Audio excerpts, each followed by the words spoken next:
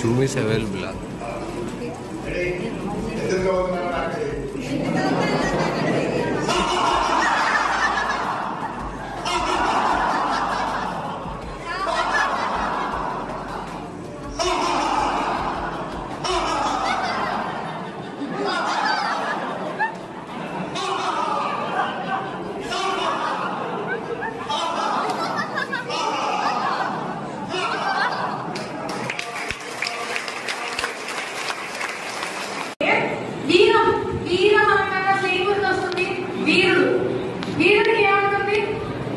ధైర్యం, కరేజ్ ఎక్కువ ఉంటాయి. సో సేమ్ వీరం కూడా అంటే వీరం అంటే అవతల వాళ్ళలో ఆ ధైర్యం, ఆ కరేజ్. నేను పులిని, ఆడపులిని. నేను ఆడపులి అయినప్పుడు మీ అందరూ కూడా ఆడపిల్లలు ఆడపులుగా మారగలుగుతారు. అలా అవతల వాళ్ళలో కొంచెం ఆ కరేజ్ నింపడాన్ని వీరం అంటారు. సో ఇలా ప్రదర్శిస్తారు.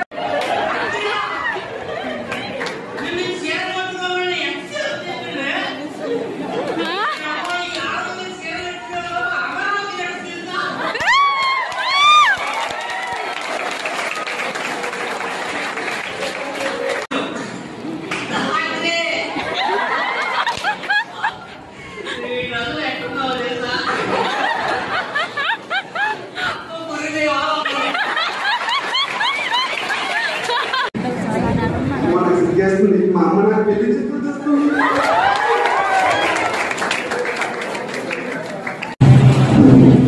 బాహుబలిలో డైలాగ్ చెప్పండి. మరణ మరణ మహాశన ఏది మరణం? నా తల్లిని నా నేలని కృష్ణుడు వెన్ను చూపడానికి చెప్పడానికి నేను వెళ్తున్నాను. నాతో వచ్చేదెవరు? ఆ మరణాన్ని దాటి జయించేదెవరు?